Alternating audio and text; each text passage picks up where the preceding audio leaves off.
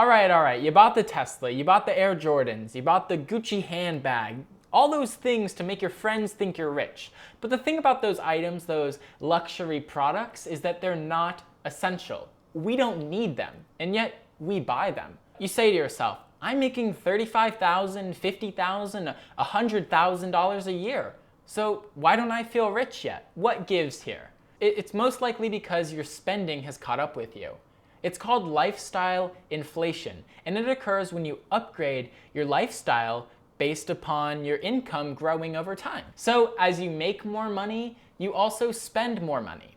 I want you to think back 5 years ago. Are you making more money than you made 5 years ago? If yes, now think about your spending. Are you spending more money than you were 5 years ago?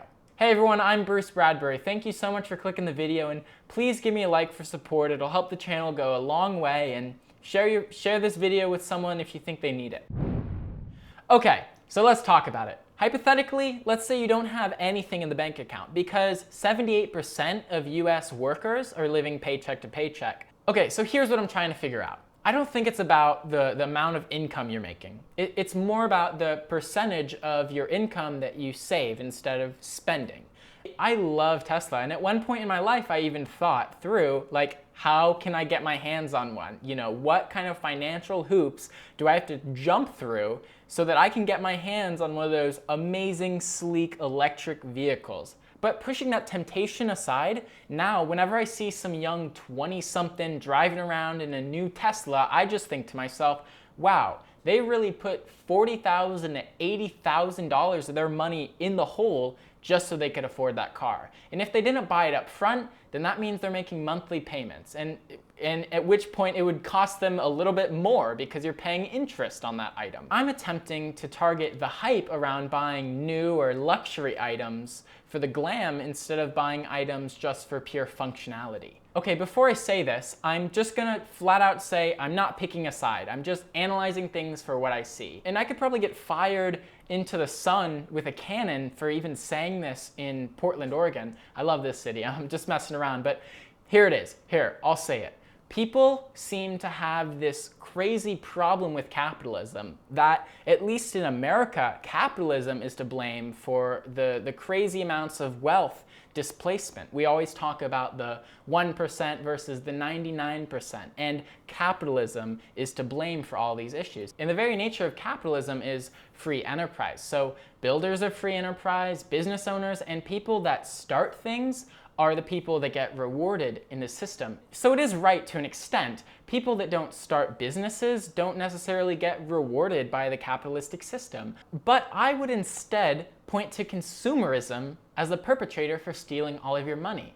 Now, here in America, capitalism and consumerism are pretty indistinct. I mean, you really can't tell them apart. Capitalism runs on consumers, so it's kind of a no-brainer that the seller of an item would try to convince a potential buyer to buy something that they don't need. That's consuming. That's consumerism at its core. Think of how you can make more money in your life right now.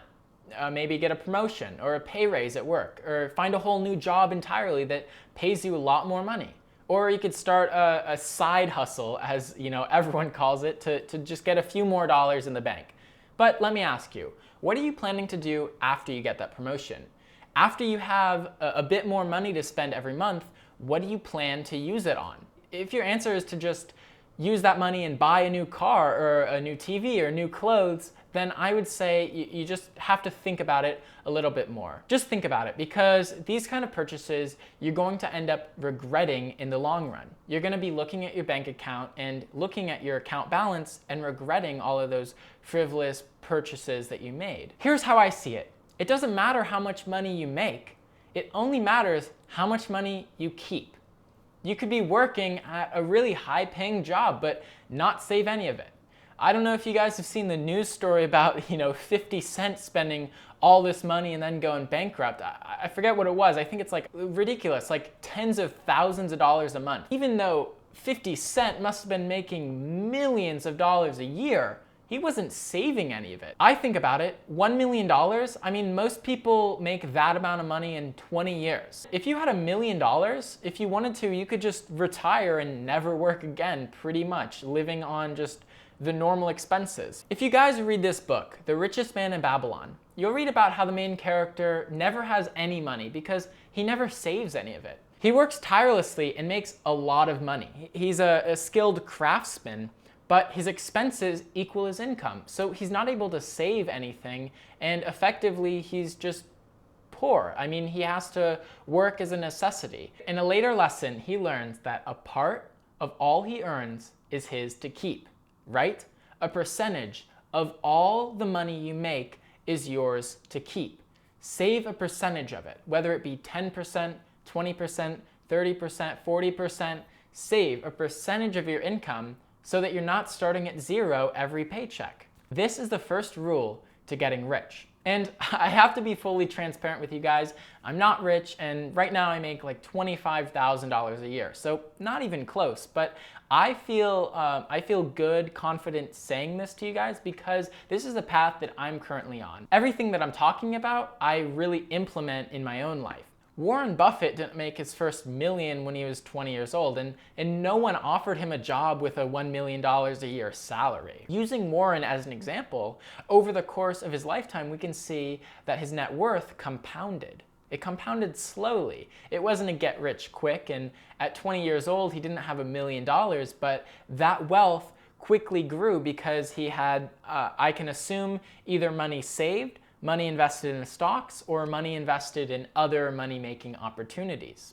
You've heard the phrase, it takes money to make money, and it definitely does, because the power of compound interest is magical. Everything I'm preaching to you in this video, I try to implement in my own life, because one day I want to let the power of compound interest help me out and be in my favor. Anyway, if you liked the video, thank you so much for watching, and please give it a like if you enjoyed your time here. It'll help the channel grow tremendously. So thank you so much for watching the video, and I'll see you next time.